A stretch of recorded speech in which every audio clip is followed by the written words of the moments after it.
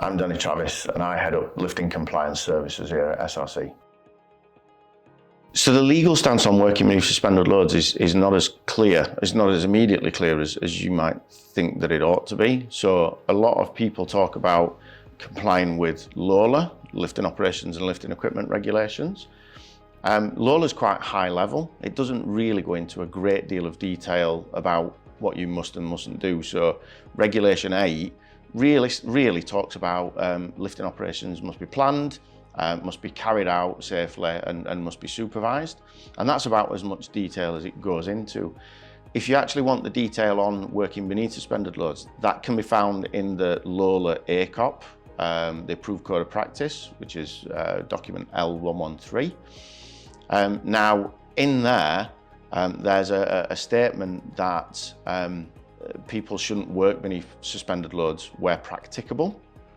Now, most industries will be used to the phrase reasonably practicable, and reasonably practicable means that you can weigh up the cost versus time versus effort and kind of assess whether it's worthwhile implementing a control measure. The word practicable has a higher legal expectation, so it's not reasonably practicable. So if means exist, if means exist, technologically, etc., to avoid personnel being beneath suspended loads, then they should be implemented.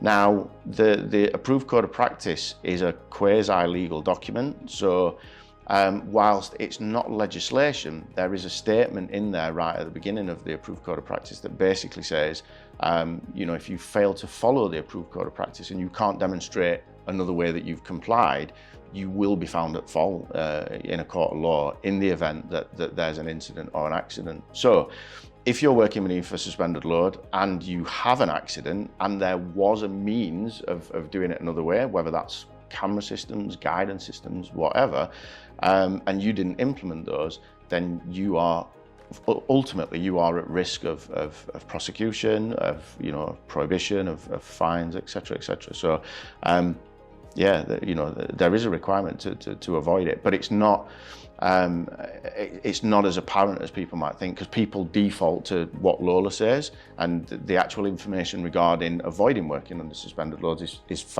actually found in the Approved Code of Practice.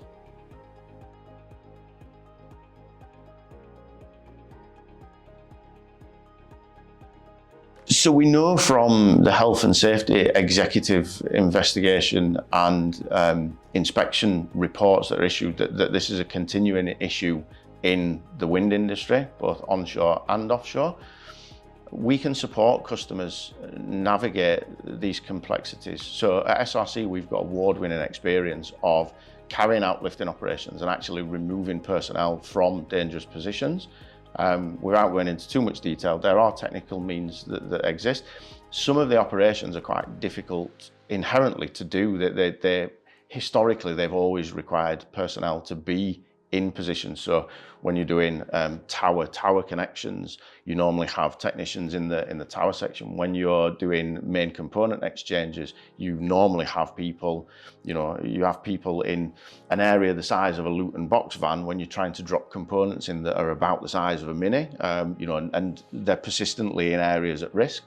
And yeah, we've got experience, as I say, award-winning experience of carrying out activities like decommissioning activities, removing people entirely from areas where historically personnel have been required.